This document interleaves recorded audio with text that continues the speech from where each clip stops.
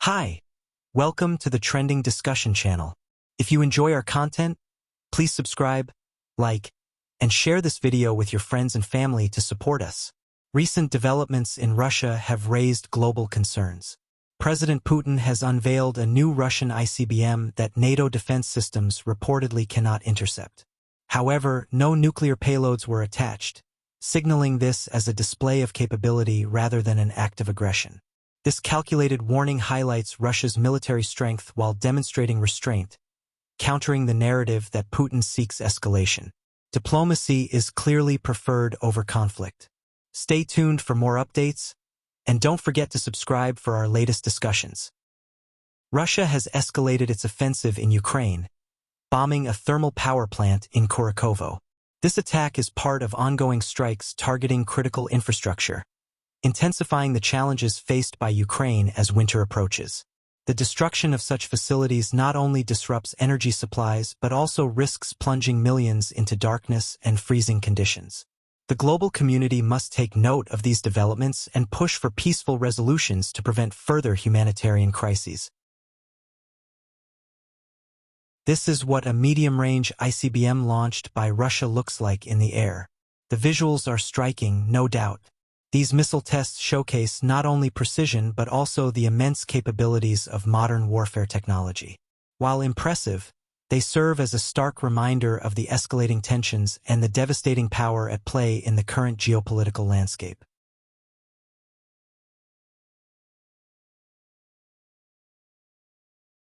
Today, NATO-backed Ukrainian forces launched an attack on Russia's Kursk region using US-supplied ATACMS missiles. This action marks a significant escalation in the ongoing conflict. The Kursk region, a strategic area for Russia, has been a hotspot for military exchanges, and this development underscores the heightened tensions in the region.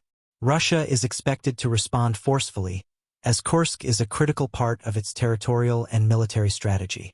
NATO's support for Ukraine in these offensives continues to amplify the conflict dynamics, moving closer to reportedly considering supplying Ukraine with joint air-to-surface standoff missiles, JASSMs. These missiles have a range of up to 900 kilometers and could significantly enhance Ukraine's airstrike capabilities, potentially allowing attacks near Moscow. While this move could strengthen Ukraine's position, it has sparked concerns about escalating tensions and the risk of broader conflict, with some viewing it as a step closer to World War III.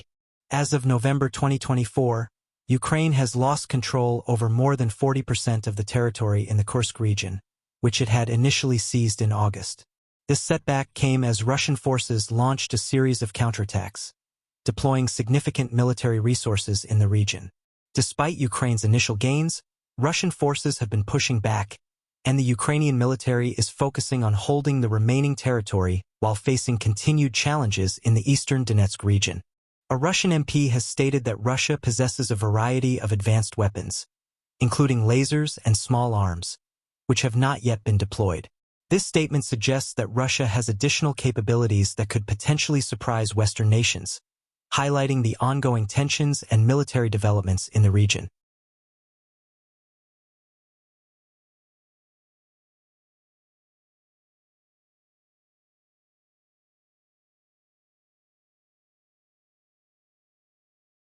Reports suggest that Russia may be preparing to launch an IRBM, the Orshnik, within the next 24 hours, following several long-range strikes by NATO.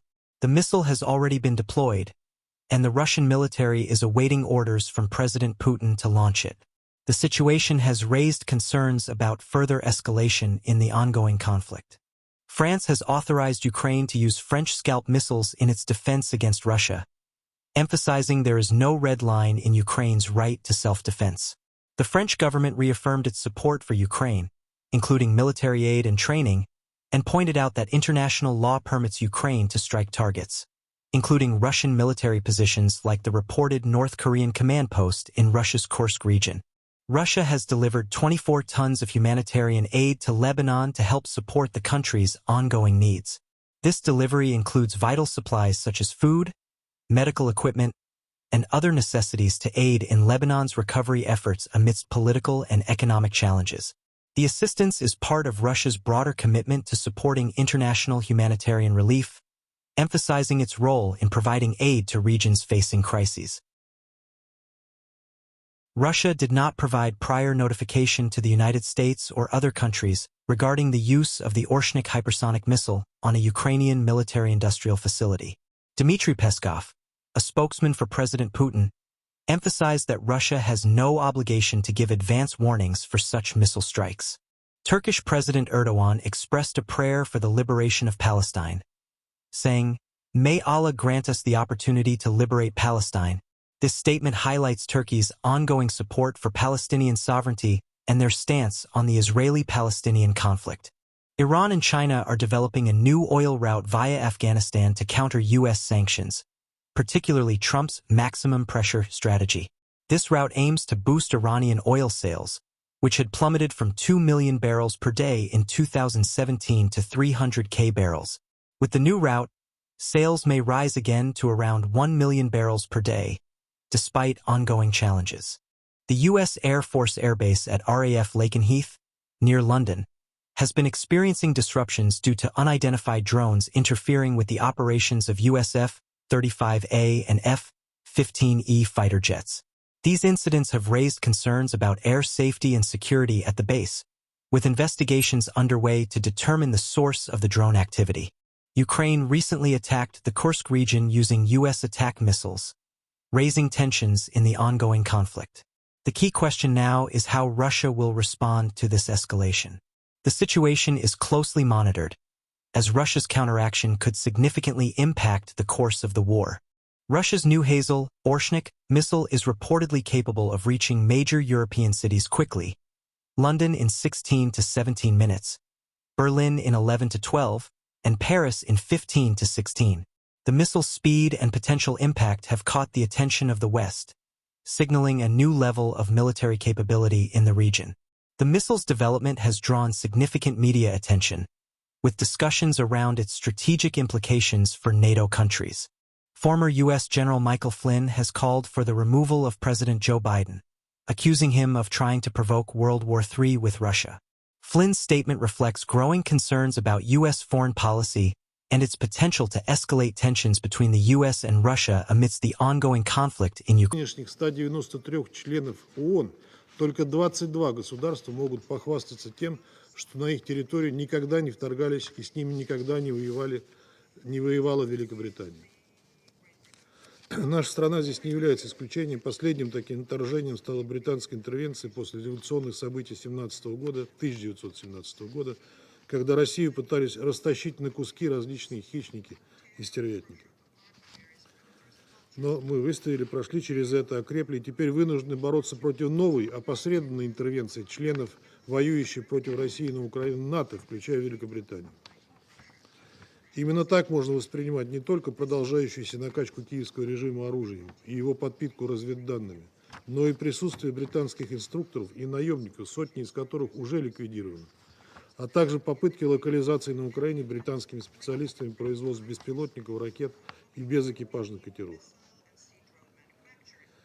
Понимаем, что Великобритании и в 21 веке оставить Украину и Россию в покое сложно, ведь гены тех колонизаторов, которые веками бесчинствовали в Азии, Африке и Европе, сказываются. Все мы знаем, что Британская империя жестоко и цинично подавляла сопротивление своих колоний в течение 250 лет, прибегала к насильственной ассимиляции и расовой дискриминации, забывая о простых человеческих ценностях и правах народа, находящихся под ее контролем. Именно мирное население колонизированных стран расплачивалось своей жизнью и свободой за имперские амбиции метрополии. Достаточно вспомнить хотя бы этнические чистки в Ирландии, когда из более 1,5 миллиона человек населения после британского завоевания осталось лишь 850 тысяч. А во время Второй Бурской войны на рубеже 19-20 веков, именно англичане первыми изобрели концлагеря, изгоняли в них гражданское население, чтобы оно не помогало бурской армии. Сколько человек тогда погибло, неизвестно, ведь британцы не считали коренное население Африки за людей и, в принципе, не документировали потери среди африканцев. Хотя известно, что в Кении после восстания Мао-Мао британцы устроили массовые репрессии, убив порядка 300 тысяч представителей этой народности, и еще 1,5 миллиона человек загнали в лагеря и превратили в рабов. А в Индии, которой за период британского владычества был нанесен огромный ущерб, только жертвами спровоцированного в Великобритании голода стали от 15 до 29 миллионов человек. Последствия действий бывших колонизаторов ощущаются в современном мире до сих пор. И хотя колониальные империи формально ушли в прошлое, старые методы давления, манипуляции, вмешательства в суверенные дела продолжают использоваться в новых формах. Британия здесь не только не исключение, а скорее законодатель мод, и до сих пор, испытывая фантомные боли по империи, над которой никогда не заходило солнце, ностальгируя по утерянному мировому господству, применяет вместе с франко-саксонскими единомышленниками шантаж и санкции, занимается свержением неугодных правительств путем цветных революций, одной из жертв которых в 2014 году и стала Украина. Мы все это говорим к тому, что никакого морального права обвинять и упрекать в чем-либо нашу Multiple страну. Russian hacker groups have declared a cyber war against the United Kingdom, intensifying digital attacks as tensions rise between the two nations. These cyber threats reflect the growing use of cyber warfare in the ongoing conflict, with key infrastructure and sensitive information potentially at risk. The UK now faces significant challenges in defending against these increasingly sophisticated cyber attacks. Russian President Vladimir Putin stated it was not Russia, but the US that destroyed the international security system, and by continuing to fight to maintain its hegemony, they are pushing the world into a global conflict. We have always preferred to resolve all disputes by peaceful means. Thank you for watching this video. Don't forget to like, share, and subscribe. See you tomorrow.